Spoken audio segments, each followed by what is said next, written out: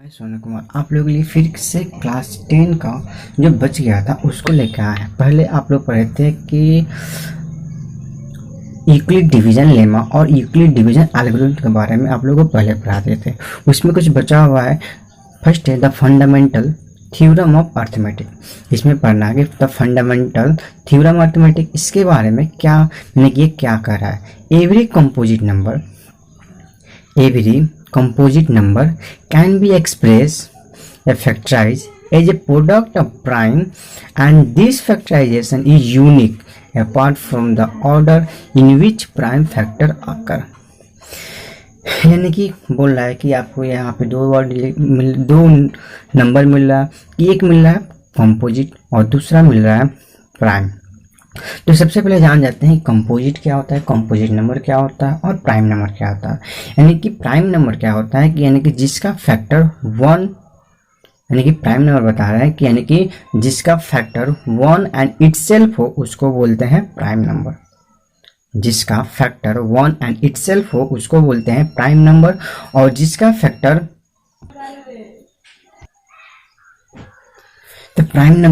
Prime number यानी कि example लेते हैं 3, तो 3 का अगर फैक्टर निकालते हैं 1 एंड 3, यानी कि इटसेल्फ एंड 1 एंड इटसेल्फ रहता है उसको बोलते हैं, जिसका फैक्टर 1 एंड इटसेल्फ होता है उसको बोलते हैं प्राइम नंबर। और कंपोजिट नंबर होता है यानी कि जिसका फैक्टर 1 मोर देन 2 यानी कि 1 इटसेल्फ और उससे अधिक यानी कि उससे छोड़ के कोई अदर भी होता है। जैसे 4 ले लेते हैं तो 4 का होता है 2 इंटू 1 इंटू 2 इंटू 4 यानी कि मोर देन 2 है, इसका फैक्टर मोर देन 2 है ना, इसको बोलते हैं कंपोजिट नंबर।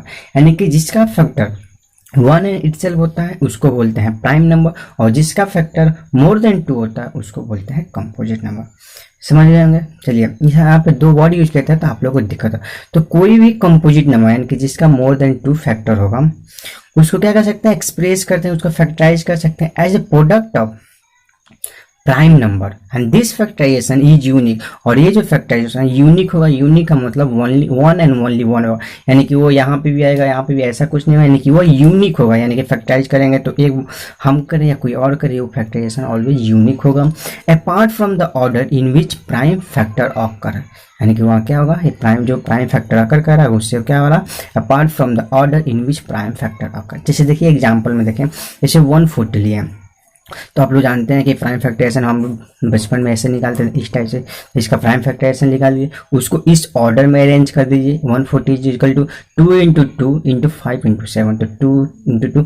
और जानते हैं कि 2 हमारा क्या होता है, प्राइम नंबर होता है। ये ऐसा एक नंबर है जो 2 हमारा जो होता है, हाँ 2 हमारा प्राइम नंबर होता है। ये एक ऐसा नंबर है जो इवन होते हुए भी ये क्या होता है, प्राइम नंबर होता है। यानी कि और भी जितने भी नंबर मिलेंगे जो इवन मिलेंगे वो 100% क्या मिलेंगे, कंपोजिट नंबर मिलेंगे। यानी कि जितने भी इवन नंबर मिलेंगे, इवन नंबर का मतलब 2 number which are divisible by 2, यानी कि जितने भी इवन नंबर मिलेंगे वो 100% है कि वो क्या होंगे, कंपोजिट नंबर होंगे। बट 2 हमारा इवन होते भी, ये सिंगल ऐसा नंबर है बट 2 इवन होते हुए क्या है, ये हमारा प्राइम नंबर है। असल में यानी कि जितने लेफ्ट में यानी कि और अदर जितने भी इवन नंबर मिलेंगे सबके सब क्या मिलेंगे, हमारा कंपोजिट होंगे। बट 2 जो है हमारा इवन होते हुए हमारा क्या है, ये प्राइम नंबर है। तो 2 हो गया, 5 भी हमारा प्राइम नंबर है और 7 भी हमारा प्राइम। तो 144 हमारा क्या है, एक कंपोजिट नंबर है। उसको क्या किया, प्राइम फैक्टर, उसका फैक्टर निकालो। तो इस फैक्टर को देखिए किस फॉर्म में है, प्राइम फैक्टर, यानी कि ये प्राइम नंबर है तो इसको प्राइम फैक्टराइजेशन के फॉर्म में क्या कर सकते हैं, हम एक्सप्रेस कर सकते हैं। ठीक है, नेक्स्ट एग्जांपल यहाँ पे एक और लिए हैं, 3825 लिए हैं। 3825 को अगर आपको नहीं स्प्लिट करना थोड़ा सा दिक्कत होता है, उसको इस तरह से स्प्लिट कर लीजिए और उसको यहाँ पे क्या कर दीजिए, उस ऑर्डर में अरेंज कर दीजिए। असेंडिंग ऑर्डर में अरेंज कीजिए या फिर डिसेंडिंग ऑर्डर में अरेंज कीजिए, जैसे आपको मन है वैसे आप क्या कर सकते हैं, यहाँ पे अरेंज कर सकते हैं। आसान है। तो इसको क्या कीजिए, 3 से डिवाइड किए तो ये आया, इस तरह से डिवाइड किए और 5 से डिवाइड किए थे, इसको अरेंज कर दिया। फिर इसका क्या करिए, यूनिक आ गया, यहाँ पे 3 यूनिक है, 5 यूनिक है, 7 यूनिक है, इसको क्या कीजिए हम यूनिक के फॉर्म में एक्सप्रेस करते हैं। चलिए इसमें नेक्स्ट टॉपिक पढ़ना है, find the LCM and HCF of the following integer by applying the prime factorisation method. अब यहाँ पे 2 टर्म फिर से आएगा कि एलसीएम और एचसीएफ क्या होता है, इसके बारे में आप लोग मैंने कि इसके प्रीवियस क्लासेस में पढ़े होंगे थोड़ा सा। चलिए उसके बाद मैंने कि एलसीएम का जो फुल फॉर्म होता है वो होता है लोएस्ट कॉमन मल्टीपल, यानी कि एलसीएम का जो फुल फॉर्म होता है लोएस्ट कॉमन मल्टीपल। अब आपसे कोई पूछ सकता है कि इसमें लोएस्ट क्यों लेते हैं, क्योंकि मल्टीपल क्या होता है, मल्टीपल यानी कि 3 का मल्टीपल निकालना है। तो 3 का मल्टीपल आप टेबल पढ़ते हैं तो 3 1 जा 3, 3 2 जा 6, 3 3 जा 9, 3 4 जा 12, 3 5 जा 50। इस तरह से मल्टीप्लाई करते हुए हम इनफाइनाइट तक जा सकते हैं। तो इसका हमको हाईएस्ट फाइंड आउट करना क्या है, काफी डिफिकल्ट है। यानी कि कोई बोल देगा कि 120, कोई बोल देगा कि 1 3 2, ये 3 से डिविजिबल है, तो ये इसका 3 का ये माने कि ये 3 का मल्टीपल है। यहाँ पे नहीं दिखाई दे रहा, 132 हमारा क्या है, 3 का मल्टीपल है। तो ये हम तो मल्टीपल है, बट कोई बोला इससे भी हमको हाईएस्ट फाइंड आउट करना है, तो इसमें 1 टाइम्स और 3 से मल्टीप्लाई करेंगे, इसका हाईएस्ट निकल जाएगा। इस तरह से हाईएस्ट हमको फाइंड आउट करना क्या होता है, डिफिकल्ट होता है। इसीलिए इसका लोएस्ट हम क्या कर सकते हैं, लोएस्ट कॉमन मल्टीपल हमको फाइंड करते हैं। असल में एलसीएम का मतलब होता है लोएस्ट कॉमन मल्टीपल। और इसमें जो क्या करते हैं, अगर कोई नंबर होता है उसको प्राइम फैक्टराइजेशन के फॉर्म में अगर एक्सप्रेस कर दिए तो उसमें से जो हम क्या करते हैं, उसमें से एलसीएम अगर निकल रहा है taken highest power in prime factor, यानी कि प्राइम फैक्टर जो होता है उसमें हाईएस्ट पावर को टेकन करते हैं, ना कि उसका लोएस्ट पावर को टेकन करते हैं। उसमें अगर आपको यहाँ पे नहीं समझ में आता है तो वहाँ पे आपको एग्जाम्पल देंगे, तो वहाँ पे आपको हम अच्छे से समझा देंगे, ठीक है। देखिए नेक्स्ट है कि एचसीएफ। तो एचसीएफ का मतलब होता है हाईएस्ट कॉमन मल्टी फैक्टर, यानी कि इसमें भी कॉमन है और इसमें भी कॉमन है, ये भी हमको कॉमन लेना है। बट इसमें क्या निकालना है कि हाईएस्ट कॉमन फैक्टर, यानी कि फैक्टर लेना है, ठीक है, यानी कि फैक्टर लेना है। तो ये हाईएस्ट लेना है, तो इसमें भी क्या है, taken lowest power in the prime factorisation. Lowest power यानी कि हाईएस्ट है, इसमें लोएस्ट पावर को टेकन करना होता है प्राइम फैक्टराइजेशन, और इसमें हाईएस्ट है, इसमें लोएस्ट है, तो इसमें हाईएस्ट को टेकन। जस्ट अपोजिट है, अगर प्राइम फैक्टर निकल गया तो उसका हम क्या कर सकते हैं, निकाल सकते हैं। कुछ कंसेप्ट यहाँ पे आपको बता दिए हैं कि अगर 2 नंबर दिया हुआ है, अगर 2 कोई नंबर दिया हुआ है तो उसका ये एक कंसेप्ट होता है कि एलसीएम इंटू एचसीएफ जो होता है वो प्रोडक्ट ऑफ नंबर होता है। ये आपका एनसीईआरटी में भी हर एक जगह पढ़ने को मिलेगा, ठीक है ना। बट थोड़ा सा आपको एडवांस पढ़ा देते हैं कि अगर एलसीएम अगर 3 नंबर देगा, 2 नंबर देगा तो एलसीएम इंटू एचसीएफ कर जाएगा, तो प्रोडक्ट ऑफ नंबर निकल जाएगा। ये तो सही है। कहीं क्वेश्चन में देता है एक एचसीएफ दे देता है, 2 नंबर दे देता है और कहता है कि उसका एलसीएम फाइंड आउट करने के लिए, तो क्या करेंगे, दोनों प्रोडक्ट का नंबर से उसमें क्या करेंगे, एचसीएफ से डिवाइड करेंगे तो हमारा एलसीएम निकल जाएगा। यानी कि 4 है, यहाँ पे ए इंटू बी दे देगा, तो यहाँ पे 1 2 3 4 वेरिएबल्स है, इसमें से 3 गिवन रहेगा, तो 1 हम क्या कर सकते हैं, फाइंड आउट कर सकते हैं। आप समझे, यहाँ पे देखिए ए दे देगा, बी दे देगा और सी दे देगा, 3 नंबर से। तो एलसीएम इंटू एचसीएफ का स्क्वायर, एलसीएम इंटू एचसीएफ का square is equal to product of 3 number, यानी कि ए बी सी 3 नंबर है तो उसका एचसीएफ निकालेंगे फैक्टर द्वारा, फिर उसका एलसीएम निकालेंगे, और एलसीएम इंटू एचसीएफ का स्क्वायर, ना कि एचसीएफ, यहाँ पे एचसीएफ था सिर्फ और सिर्फ एचसीएफ था, यहाँ पे एचसीएफ का स्क्वायर कर देंगे तो हमारा प्रोडक्ट ऑफ नंबर 3 नंबर होगा, ये दोनों आपस में क्या होगा, ये बराबर होगा। ये कंसेप्ट है, ठीक है ना। इस कंसेप्ट आगे यूज किए हैं, देखिए कैसे। देखिए find the HCF and LCM using prime factorisation, यानी कि प्राइम फैक्टराइजेशन के मेथड से हमको क्या करना है, हमको एचसीएफ निकालना। आप लोग पहले पढ़ते हैं कि एचसीएफ जो निकालना था यूक्लिड डिवीजन एल्गोरिथम मेथड से हम फाइंड आउट करते थे एचसीएफ। अब एचसीएफ जो है प्राइम फैक्टराइजेशन मेथड है, यानी कि एचसीएफ हमको क्लास 10 में 2 मेथड से फाइंड आउट करने के लिए पूछ रहा है, बोल रहा है कि एक तो था यूक्लिड डिवीजन एल्गोरिथम था और दूसरा है प्राइम फैक्टराइजेशन मेथड। तो अगर आपके एग्जाम में ये मेंशन है कि एचसीएफ जो है फाइंड आउट करना है प्राइम फैक्टराइजेशन मेथड से फाइंड आउट करना है या यूक्लिड डिवीजन एल्गोरिथम में फाइंड आउट करना है, तो आप उस मेथड से अप्लाई करेंगे। अगर कहीं नहीं गिवन है तो आप फ्री है, किसी भी मेथड से आप एचसीएफ फाइंड आउट कर सकते हैं। तो यहाँ पे HCF भी फाइंड आउट करना है और LCM भी फाइंड आउट करना है। यहाँ पे दिया हुआ प्राइम फैक्टर मेथड से आपको क्या करना है, फाइंड आउट करना है। चलिए कैसे, 26 और 91 है, 26 को क्या लिए, इसका फैक्टर निकाल लिया। अगर आपको फैक्टर निकालने में दिक्कत होता है तो आप इस तरह से निकाल सकते हैं, और ये 91 का निकाल लिए। तो देखिए HCF निकालना है, तो आपको बोले थे कि HCF हाईएस्ट कॉमन फैक्टर है, इसमें लोवेस्ट पावर लेना होता है और कॉमन होना चाहिए, लोएस्ट भी लेना है और कॉमन भी लेना है। तो इसमें कॉमन यहाँ पे 2 है, तो इसमें 2 नहीं है, बट इसमें 13, इसमें भी 13, तो इसमें 30, इसका भी पावर 1 है, इसका भी पावर 1। यहाँ पे आपको उतना समझ में नहीं आया, बट यहाँ पे पावर 1 है, तो ये कॉमन यही है, तो इसका HCF जो हो जाएगा कितना हो जाएगा, 13 हो जाएगा HCF। बट LCM की बात करें, यहाँ पे LCM होगा, HCF नहीं लिखा होगा, यहाँ पे LCM HCM होगा, ठीक है ना, LCM होगा। LCM की बात करें तो हमको हाईएस्ट लेना है और जो बच जाता है उसको भी हमको लेना होता है। इसमें 30 कॉमन है तो 30 ले लिए, इसमें 2 नहीं है, इसमें 2 है, इसमें 2 इसमें 2 है, इसमें 2 नहीं है, 2 भी ले लिए इसमें। बाकी लेफ्ट जो बच जाता है उस सबको क्या करते हैं, ले लेते हैं, यहाँ पे ले लें। तो ये जो इसका मल्टीप्लाई करेंगे तो 182 आ गया, समझ में। तो ये था हमारा LCM। अब आपको वेरीफाई करना था, वहां पे आपको बताए थे कि HCF इंटू LCM जो होता है वो प्रोडक्ट ऑफ नंबर होता है। तो HCF 30 है, LCM 182, जब मल्टीप्लाई करेंगे तो 2366 आएगा, और इसको भी मल्टीप्लाई करेंगे तो हमारा इतना आएगा। हाँ समझ में। नेक्स्ट एक और एग्जाम्पल है, इसमें और अच्छे से आपको क्लियर हो जाएगा। इसमें क्या कह रहा है कि 336 एंड 54 का LCM और HCF फाइंड आउट करना है यूजिंग प्राइम फैक्टराइजेशन मेथड। तो 336 है, इसको क्या किए हम यहाँ पे फैक्टर मेथड से निकाल दिए। तो 2 into 2 into 2 into 2 into 3 into 7, इसको यहाँ पे लिख दिए, इसको 2 का पावर 4 इंटू 3 इंटू 7 लिख दिए, और 54 को 2 इंटू 3 इंटू 3 इंटू 3 यानी 2 इंटू 3 का होल स्क्वायर लिख दिए। तो उसको फिर से हम यहाँ पे लिख दें, ताकि उधर हमको बार बार उस पेज पे जाना पड़ता है, इसलिए इस पेज पे फिर से हम लिख दें कि 336 को 2 के पावर 4 इंटू 3 इंटू 4 लिख दें, और 54 को 2 इंटू 3 के पावर 4 लिख दें।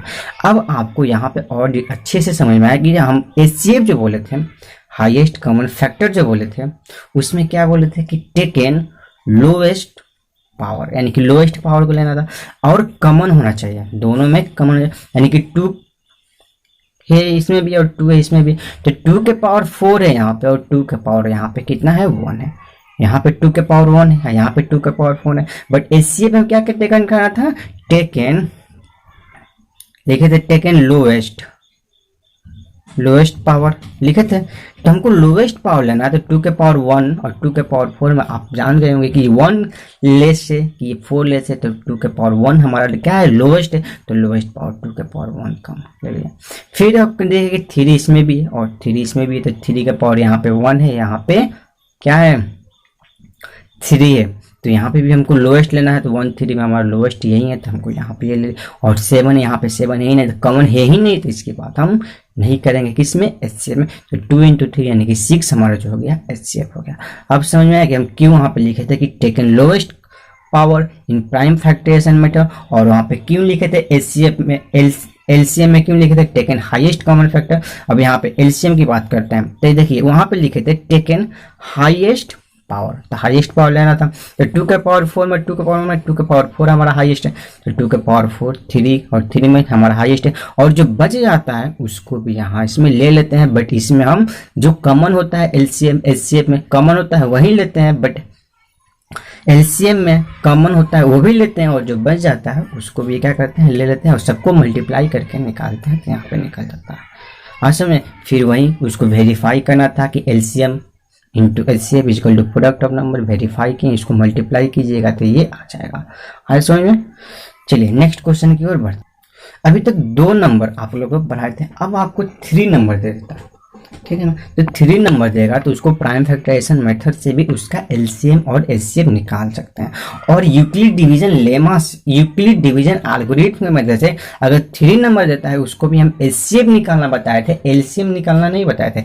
HCF निकाल सकते हैं, HCF निकाल सकते हैं यूक्लिड डिवीजन एल्गोरिथम के मेथड से। प्रीवियस जो हमारा वीडियो है उसमें बताए थे कि यूक्लिड डिवीजन एल्गोरिथम के method, with the help of Euclid division algorithm हम find the HCF of given number, यानी कि 2 नंबर नंबर भी था, 3 नंबर भी था, तो वहाँ पे हम आपको निकालने के लिए बता दिए थे। अब ये क्या था, प्राइम फैक्टराइजेशन मेथड से हमको निकालना है, HCF भी निकालना है, HCF भी निकालना है और LCM भी निकालना है। तो देखिए प्राइम फैक्टराइजेशन 12 का करेंगे तो 2 इंटू 2 इंटू 3 आ जाएगा, 15 का करेंगे तो 3 इंटू 5 आएगा और 21 का करेंगे तो 3 इंटू 7 आएगा। फिर से इसको लिख दिए। अब HCF निकालना है।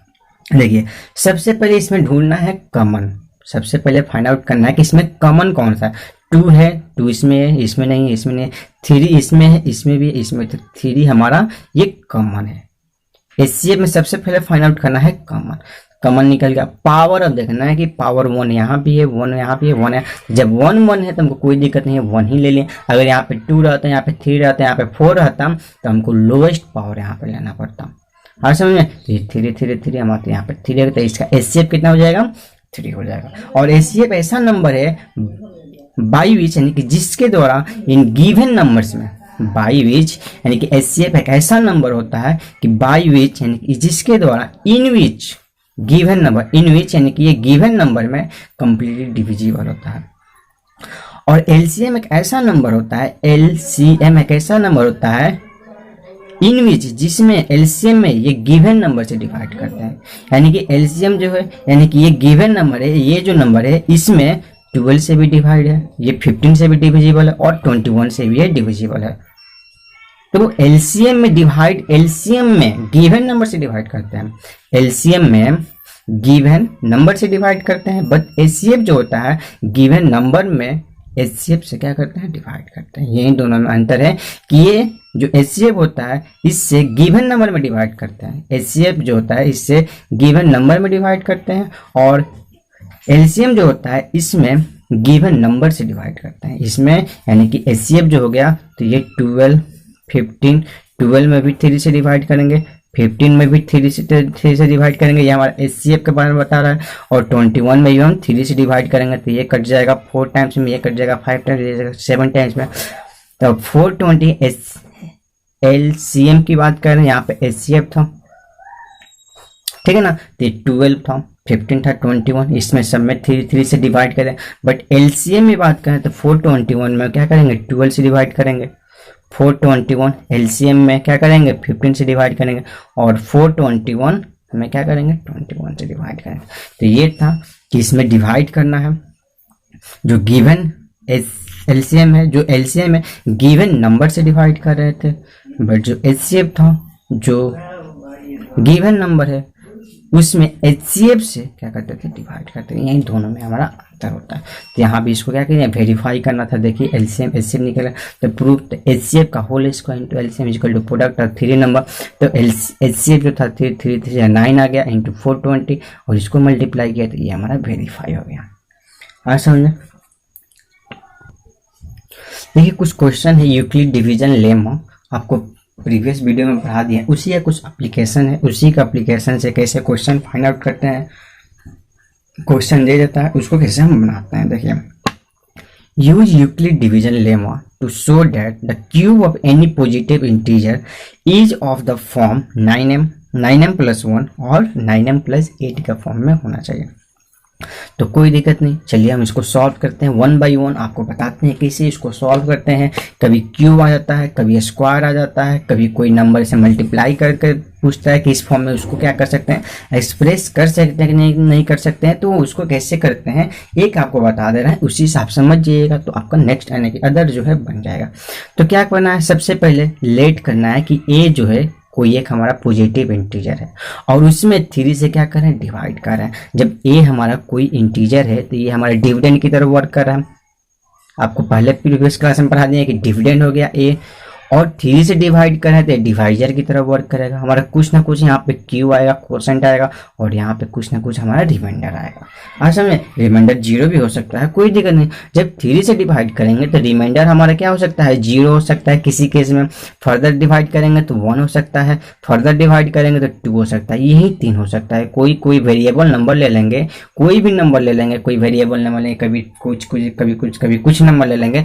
उसमें गिवन नंबर में अगर 3 से डिवाइड करेंगे करेंगे तो हम देखेंगे कि रिमाइंडर या तो 0 आ रहा है या 1 आ रहा है या 3 आ रहा है। ये नहीं कि 25 ही नंबर ले लिए उसमें 3 से डिवाइड करेंगे एक बार तो 0 आएगा, एक बार अदर टाइम करेंगे तो 1 आएगा, अदर टाइम करेंगे तो 2 आएगा। ऐसा नहीं, कभी 25 ले लिए, कभी 26 ले लिए और कभी 27 ले लिए।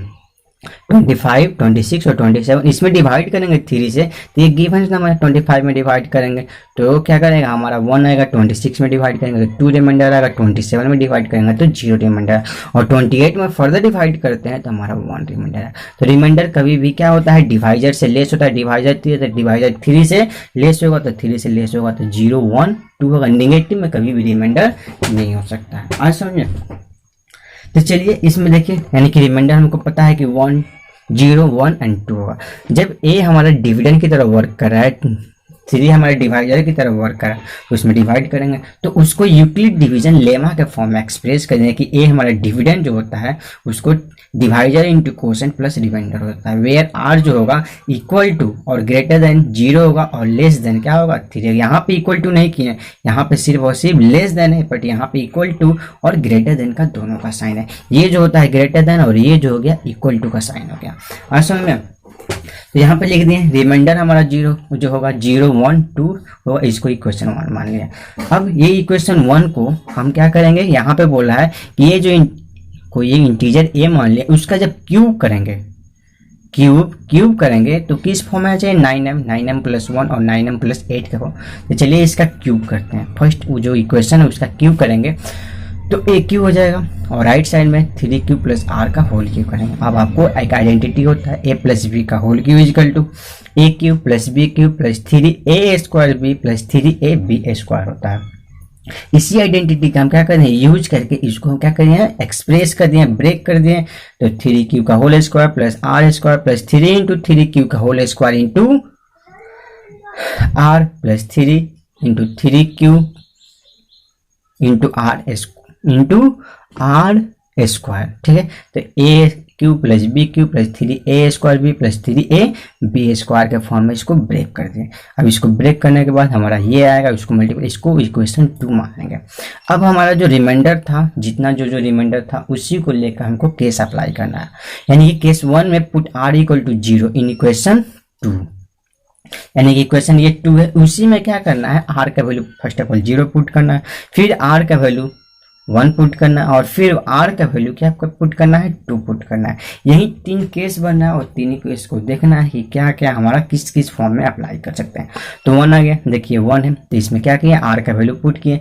जब r का वैल्यू यहाँ पे 0 आ गया, यहाँ भी 0, यहाँ भी 0, तो इस 0 किसी भी नंबर में 0 से मल्टीप्लाई करते हैं तो 0 हो जाता है। यहाँ भी 0 हो गया, ये भी 0 हो गया, तो सिर्फ बच गया 9 इंटू 3, ये सिर्फ ये बचेगा 27 क्यू। ठीक है ना, क्यू का पावर क्यू हो गया, तो ये हो गया। तो q यानी कि इसको 9 इंटू 3q और m का जो वैल्यू होगा ये हो गया और इसको 3m यानी कि 9m के फॉर्म में इसको हम एक्सप्रेस करेंगे। फर्स्ट हमारा हो गया, यानी कि 9m के फॉर्म में एक्सप्रेस करना था, फर्स्ट हम एक्सप्रेस करते हैं।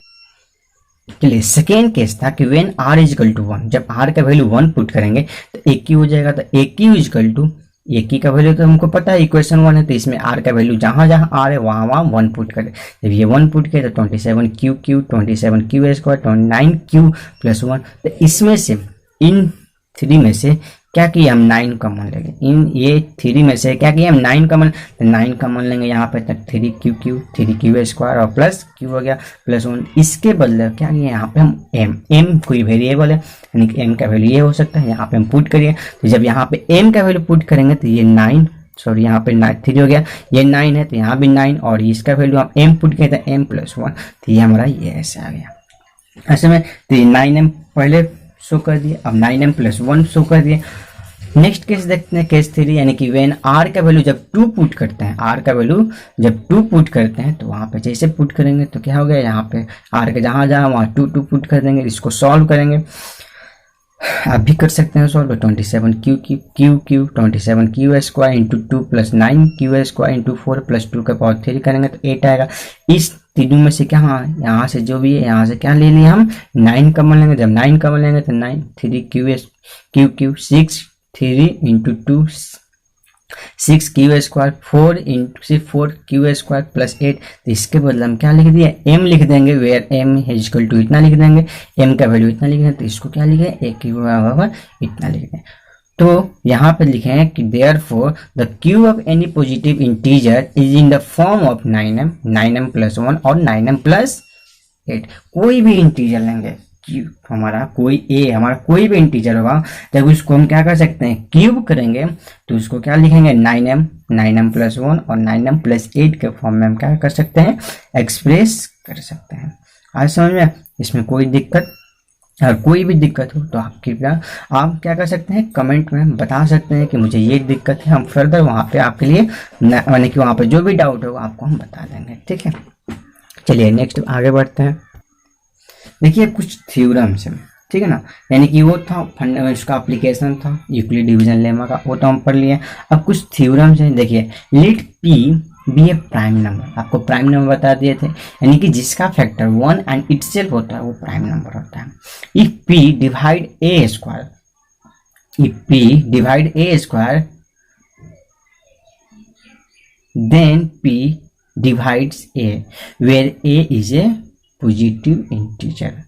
अगर कोई p प्राइम नंबर है, कोई p अगर प्राइम नंबर है, तो क्या कह रहा है कि a स्क्वायर में अगर हम p से डिवाइड करते हैं, a स्क्वायर में अगर हम p से डिवाइड करते हैं, तो हम a में भी हम p से डिवाइड कर सकते हैं। आया समझ में, यानी कि if p divides a square, अगर a स्क्वायर में अगर हम p से डिवाइड कर सकते हैं, तो हम a में भी हम p से डिवाइड कर सकते हैं। यही हमारा क्या कर रहा है, थ्योरम बता है। और p जो है हमारा प्राइम नंबर, यानी कि इसका फैक्टर अगर 1 एंड इटसेल्फ अगर इसका फैक्टर मोर देन 2 रहता तो इन दोनों का फैक्टर आ जाता, फिर तो हम ऐसे कर सकते हैं। तो वही बता रहा है कि ये क्या है, हमारा p हमारा प्राइम नंबर है, तो a स्क्वायर में p से डिवाइड कर सकते हैं, a स्क्वायर में p से डिवाइड कर सकते हैं, तो हम a में भी हम क्या कर सकते हैं, p से डिवाइड कर देंगे।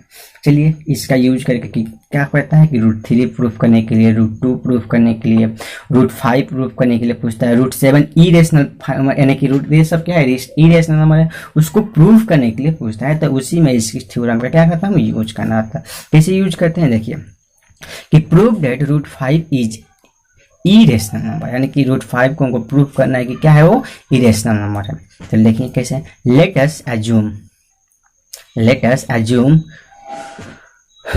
टू कंट्राडिक्टरी, यानी कि ये जो होता है इसको क्या होता है, हम कंट्राडिक्टरी प्रूफ करते हैं। कंट्राडिक्टरी का मतलब होता है जो काम है, यानी कि हम जानते हैं कि ये इरेशनल नंबर है, इसके जस्ट हम अपोजिट जाके हम क्या करते हैं, काम करते हैं। अगर हमारा जो अपोजिट काम करते हैं, अगर हम सही हैं तो हमारा अजम्पशन सही होता है, अगर हम गलत हो जाते हैं यानी कि मेरा अजम्पशन गलत होता है और जो सामने वाला होता है वो सही होता है। जैसे कोर्ट में होता है, क्या करता है, यानी कि कोई चीज़ मान लेता है और उसके अगेंस्ट में बोलता है, अगर वो सही होता है जैसे, अगर नहीं वो उसका एग्जम्पशन गलत हो जाता है तो सामने वाला क्या होता है, सही होता है। तो सामने वाला हमारा √5 हमारा इरेशनल नंबर है, बट सामने वाला बोल रहा है कि ये √5 हमारा इरेशनल नंबर है, बट हम कह रहे हैं कि नहीं √5 हमारा रेशनल नंबर है।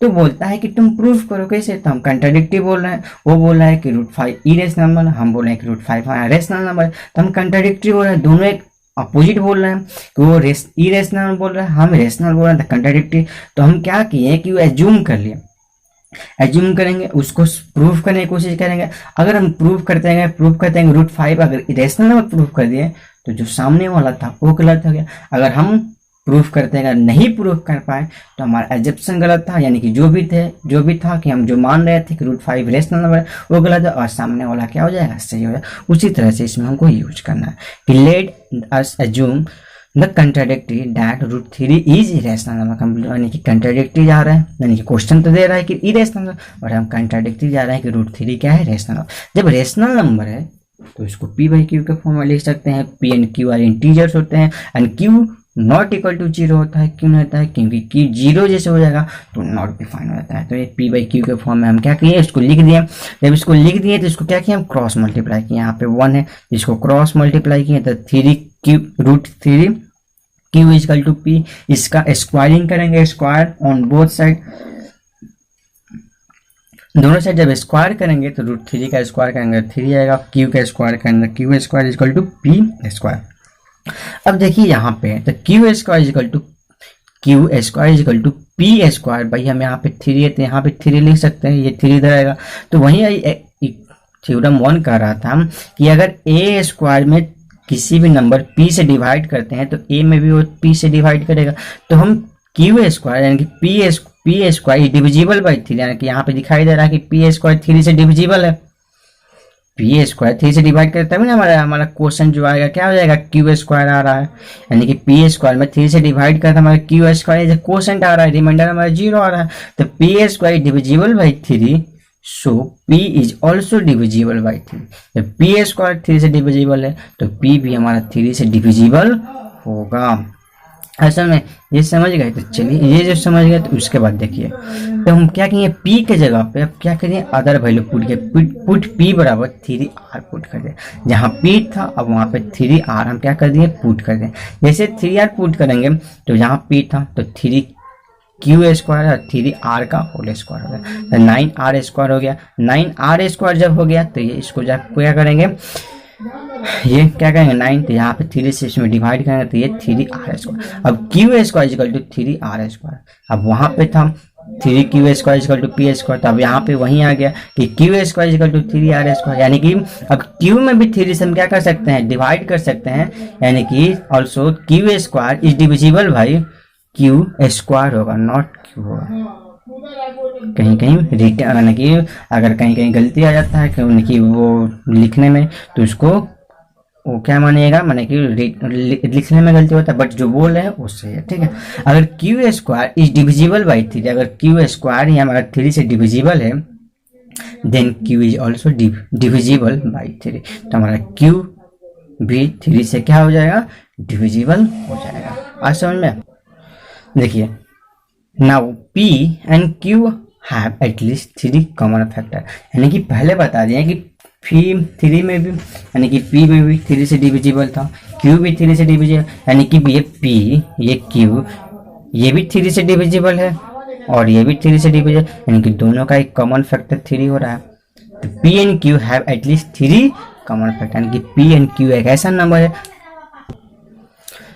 तो p and q have at least 3 common factor, तो p एंड q का 3 एटलीस्ट कॉमन फैक्टर है, but p and q have no common factor other than 1, जबकि हम जानते हैं कि p एंड q का कोई भी अदर फैक्टर नहीं है, क्योंकि p बाई q के फॉर्म में लिखते हैं, इसका अदर फैक्टर रेशनल नंबर, इसका अदर फैक्टर है ही नहीं, यानी कि 1 से अदर है ही नहीं, हम जानते हैं। देयरफॉर आवर एजम्पशन हियर, जब ये बोल रहा है कि यानी कि हम मानते हैं, एज्यूम करते हैं कि 3 इसका कॉमन फैक्टर आ रहा है, बट हम जानते हैं कि 3 यानी कि p एंड q का कोई कॉमन फैक्टर है ही नहीं अदर देन 1, तो हमारा जो एजम्पशन था वो क्या हो गया, रॉन्ग हो गया। हैंस √3 इज इरेशनल नंबर, हम क्या कर दिए, प्रूव कर दिया। अच्छा में ये प्रूफ करना होता है √3 √5 √7 √2 हो गया, तो ये सब होता है जो इस तरह से थोड़ा कंट्राडिक्टिव प्रूफ करना है, लॉन्ग प्रोसेस आता है। बट अगर आपको इस टाइप से प्रूफ करने के लिए दिया गया 3 + 2 √5 इज ए इरेशनल नंबर, अगर इस तरह से आ गया तो इसका प्रूफ बहुत आसान है, बहुत कम होता है, बहुत अच्छे से हो जाता है। कि लेट कर लेंगे, इसमें कुछ कंट्राडिक्टरी है कि लेट कर लेंगे कि यही हमारा जो है रेशनल नंबर है। जब रेशनल नंबर है तो इसको क्या कर सकते हैं, हम p बाई क्यू के फॉर्म में लिख सकते हैं, तो इसको हम क्या किए, p बाई क्यू के फॉर्म में हम इसको लिख लिए। जब इसको हम p बाई क्यू के फॉर्म में लिख लिए तो क्या कर लिए, इसको p बाई क्यू के फॉर्म में लिख दिए, तो ये इसको प्लस है तो ये जाएगा माइनस करेगा, और ये मल्टीप्लाई में तो ये क्या करेगा 1/2 डिवाइड करेगा। अब जानते हैं कि 1 एंड जब ये जो हमारा है ये क्या है, रेशनल नंबर है, तो 1/2 into p by Q -3 is a rational number, but हम जानते हैं कि √5 हमारा क्या है, इरेशनल नंबर। ये तो रेशनल नंबर है हम जानते हैं, बट ये हमारा जो इरेशनल नंबर, तो irrational number is equal to rational number कैसे हो सकता है, यानी कि irrational number is equal to rational number कैसे हो सकता है, नहीं हो सकता। जब rational number equal to irrational number नहीं हो सकता है, therefore our assumption is wrong, तो हमारा एग्जाम्पशन रॉन्ग हो जाता है। Hence 3 + 2 √5 is a irrational number, तो हमारा ये क्या होता है, इरेशनल। तो इस तरह से ये देता है तो आसान होता है, उतना इसमें कंट्राडिक्टरी नहीं बनाना पड़ता है, इसमें आसानी से प्रूव करता है। बट वो देता है तो उसमें लॉन्ग प्रोसेस जाना पड़ता है, उसमें उस तरह से प्रूव करना पड़ता है। असल में अब देखिए कुछ यानी कि चैप्टर के अंदर में कुछ थ्योरम दिया है, यानी कि 1.4 यानी कि एनसीईआरटी में, उसमें पढ़िएगा तो देखिएगा कुछ थ्योरम से, उसमें क्या क्या थ्योरम से देखिए पढ़ते हैं। देखिए, let x be a rational number है, यानी कि कोई एक्स हमारा रेशनल नंबर है, यानी कि रेशनल नंबर तो p बाई क्यू का फॉर्म में लिख सकते हैं, ठीक है। इसको पढ़िए, let x be a rational number whose decimal expansion terminate, यानी कि ना होता है टर्मिनेट करना, नॉन टर्मिनेटिंग, टर्मिनेटिंग, इसके बारे में 9 क्लास में पढ़ना होता है, कब टर्मिनेट नहीं टर्मिनेट करता है। तो टर्मिनेट मतलब होता है जिसका रिमाइंडर यानी कि रिमाइंडर जाता है तो क्या करता है वो टर्मिनेट कर जाता है, यानी कि अगर if remainder is equal to 0 तो क्या होता है टर्मिनेट कर गया। तो let x be a rational number, decimal expansion terminate, जिसका डेसिमल एक्सपेंशन क्या कर रहा है टर्मिनेट कर रहा है, then x can be expressed, then x can be expressed, then x can be expressed in the form p by q whose p and q are integer या co-prime and the prime factorization of q is in the form of 2 के power n and 5 into 5 के power m where n m are non negative integer होना चाहिए। हाँ समझ में, यानी कि बोल रहा है कि लेट x भी रेशनल नंबर, कोई भी अगर रेशनल नंबर है whose decimal and let x ये rational number whose decimal expansion terminate, यानी कोई डेसिमल एक्सपेंशन अगर टर्मिनेट कर जा रहा है, यानी कि इस तरह से टर्मिनेट कर गया है, ये टर्मिनेट कर गया है तो इसका डेसिमल एक्सपेंशन ये है, तो उसको हम क्या कर सकते हैं p बाई क्यू के फॉर्म में, ये जो x बराबर ये है, x बराबर ये है, तो ये टर्मिनेट कर गया, जब टर्मिनेट कर गया तो उसको क्या कर सकते हैं इस फॉर्म में लिख सकते हैं, और जो इसका डिनोमिनेटर आएगा वो 2 का पावर n इंटू 5 के पावर m के फॉर्म में एक्सप्रेस कर सकते हैं। आज हमने इसका नेक्स्ट अगला जो है कि अगर वो रेशनल नंबर है, अगर वो रेशनल नंबर है तो उसको क्या कर सकते हैं, उसका जो अगर रेशनल नंबर है, अगर वो 3/5 रेशनल नंबर और इसका q जो है यानी कि डिनोमिनेटर जो है, अगर डिनोमिनेटर को 2 के पावर n इंटू 5 के पावर n के फॉर्म में एक्सप्रेस कर सकते हैं, तो वो क्या करेगा उसका डेसिमल एक्सपेंशन क्या करेगा टर्मिनेट करेगा, इसका डेसिमल एक्सपेंशन ये निकालेंगे तो ये क्या कर गया है टर्मिनेट कर गया, यानी कि 1 जो ये थ्योरम बता रहा है इसका जस्ट अपोजिट वो थ्योरम ये बता रहा है कि कोई डेसिमल एक्सपेंशन है, ये डेसिमल एक्सपेंशन टर्मिनेट कर गया है तो उसको p बाई क्यू के फॉर्म में हम लिख सकते हैं, और उसका जो q आएगा यानी कि डिनोमिनेटर आएगा 2 के पावर m इंटू 5 के पावर n के फॉर्म में होगा। और जो नेक्स्ट थ्योरम बता रहा है कि वो कोई अगर ये रेशनल नंबर है, ये रेशनल नंबर है, अगर इसका डिनोमिनेटर 2 के पावर n इंटू m 5 के पावर n के फॉर्म में है तो इसका जो डेसिमल एक्सपेंशन ये जो आएगा वो टर्मिनेट करेगा। ये बोला है कि टर्मिनेट है तो ये इस फॉर्म में लिख सकते हैं, और इस फॉर्म में लिखेंगे तो इसका जो q डिनोमिनेटर होगा 2 के पावर इंटू 5 के पावर n आएगा। और ये जो नेक्स्ट जो अगला आपको बताएंगे वो बोल रहा है कि अगर ये इस फॉर्म में है तो इसका जो डिनोमिनेटर है उसको क्या करेंगे 2 के पावर इंटू 5 के पावर n में लिखेंगे, और ये लिखेंगे तो ये हमारा जो आएगा डेसिमल जो आएगा वो टर्मिनेट करेगा। तो समझ में आएगा, यानी कि डेसिमल में है तो इसको हम इस फॉर्म में लिख सकते हैं, ये डेसिमल में है तो इस फॉर्म में लिख सकते हैं। अगर ये टर्मिनेट कर गया, ये टर्मिनेट यानी कि इसका रिमाइंडर अगर 0 आ गया तो इस फॉर्म में लिखेंगे तो ये हमारा जो ये डिनोमिनेटर इस फॉर्म में आएगा। अगर कोई इस फॉर्म में है, अगर इसका डिनोमिनेटर अगर इस फॉर्म में है तो इसका जो डेसिमल एक्सपेंशन आएगा वो टर्मिनेट करेगा। आज समझ में, दोनों में डिफरेंस समझ में आया, यानी कि वो डेसिमल एक्सपेंशन से रेशनल नंबर में कन्वर्ट कर रहा है तो टर्मिनेट कर रहा है, अगर ये डेसिमल एक्सपेंशन कन्वर्ट करें तो रेशनल नंबर तो टर्मिनेट कर रहा है, या नेगेटिव टर्मिनेट है तो रेशनल नंबर में करेंगे तो उसका ये डिनोमिनेटर फॉर्म में आएगा। जबकि ये है इसका अगर ये डिनोमिनेटर फॉर्म अगर इस फॉर्म में है तो इसका डेसिमल एक्सपेंशन टर्मिनेट करेगा। हाँ समझ में। चलिए नेक्स्ट देखते हैं, लेट x बराबर p by q be a rational number. अगर x बराबर p बाई क्यू है, क्या है एक रेशनल नंबर है, such that the prime factorisation of q is of the form 2 के पावर n into 5 के power m where n m are non-negative integer, then x has a decimal expansion whose terminate।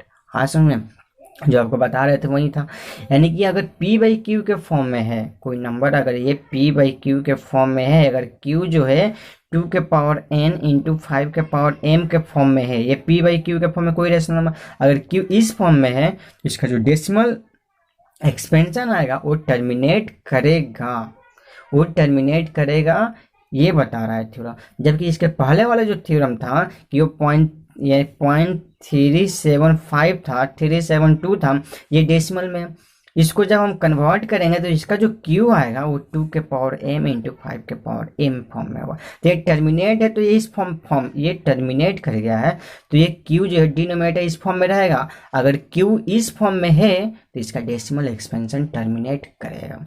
ये theorem बता रहा है। और इसका previous फिर से समझिए, आपको थोड़ा सा अगर दिक्कत हो रहा है तो एक थ्योरम बता रहा है कि अगर डेसिमल एक्सपेंशन है, अगर 0.372 है, ये है तो ये टर्मिनेट कर गया। तो इस अगर ये टर्मिनेट कर गया तो इसको p बाई क्यू के फॉर्म में लिखेंगे। जब इसको p बाई क्यू के फॉर्म में लिखेंगे, जब इसको हम p बाई क्यू के फॉर्म में लिख सकते हैं तो इसका जो q होगा वो 2 के पावर n इंटू 5 के पावर m फॉर्म में होगा। और नेक्स्ट जो था वो अगर p बाई क्यू के फॉर्म में है, अगर q 2 के पावर m इंटू 5 के पावर m है तो इसका जो डेसिमल एक्सपेंशन होगा वो टर्मिनेट है। अगर ये टर्मिनेट है तो इस फॉर्म में लिखेंगे, अगर ये इस फॉर्म में है, अगर q ये फॉर्म में है तो ये टर्मिनेट करेगा। यही था दोनों में। अच्छा समझे। नेक्स्ट चलिए नेक्स्ट थ्योरम की बात करते हैं।